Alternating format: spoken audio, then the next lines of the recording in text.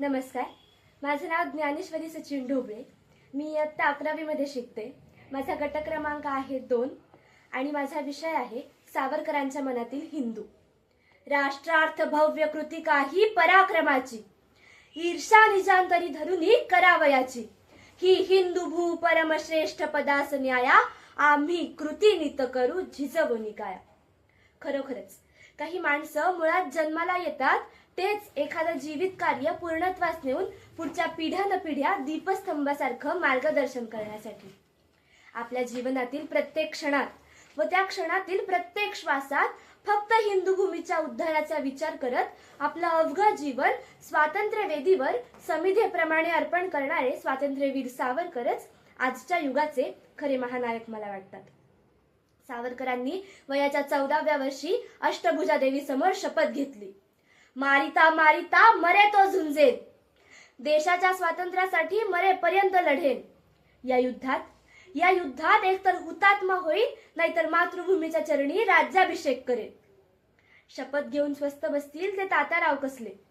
पुढे मित्रमेळा संघटना, अभिनव भारत अशा अनेक संघटनांच्या रूपानं आपल्या या नवीन तरुणांना आपल्या हिंदू भूमीच्या स्वातंत्र्य यज्ञामध्ये आहुती देण्यासाठी सावरकरांनी वेळोवेळी प्रेरित केलं. पुढे विलायतेला जाऊन शस्त्रास्त्र बनवण्याचं प्रशिक्षण घ्यावं.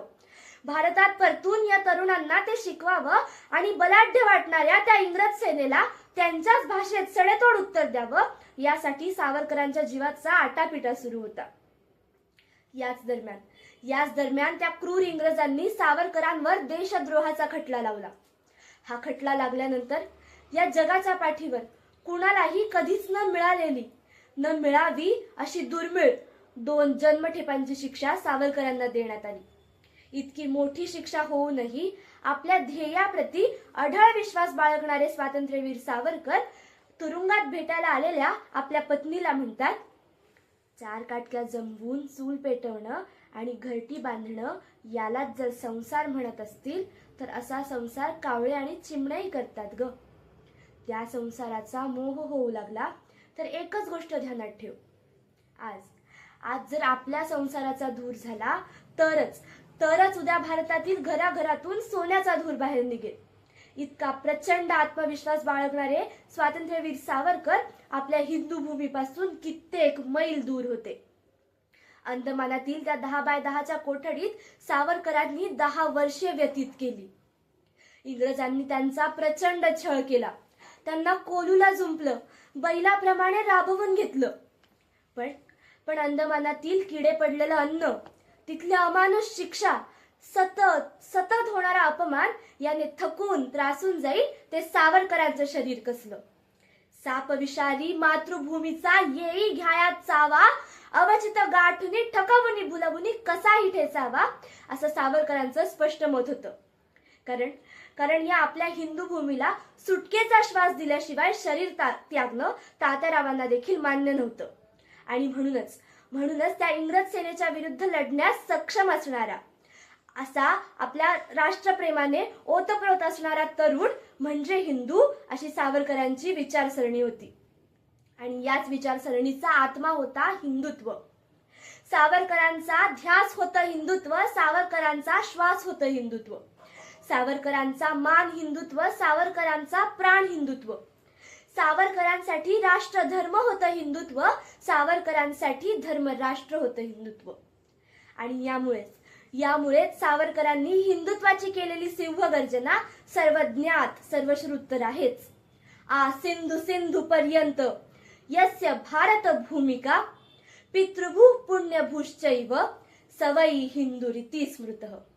या भारताला मातृभू, पितृभू, पुण्यभू व पवित्र मानणारा, या देशासाठी, या भरतभूमीसाठी जातीपाती, भाषा, प्रांत, व्यवसाय, वर्ण व स्पृश्यास्पृश्यतेच्या पलीकडे जाऊन धर्मनिष्ठेसाठी, स्वातंत्र्य प्राप्तीसाठी कटिबद्ध असणारा तो म्हणजे हिंदू, अशी साधी, सरळ, सर्वव्यापी व सर्वस्पर्शी भूमिका सावरकरांनी मांडली.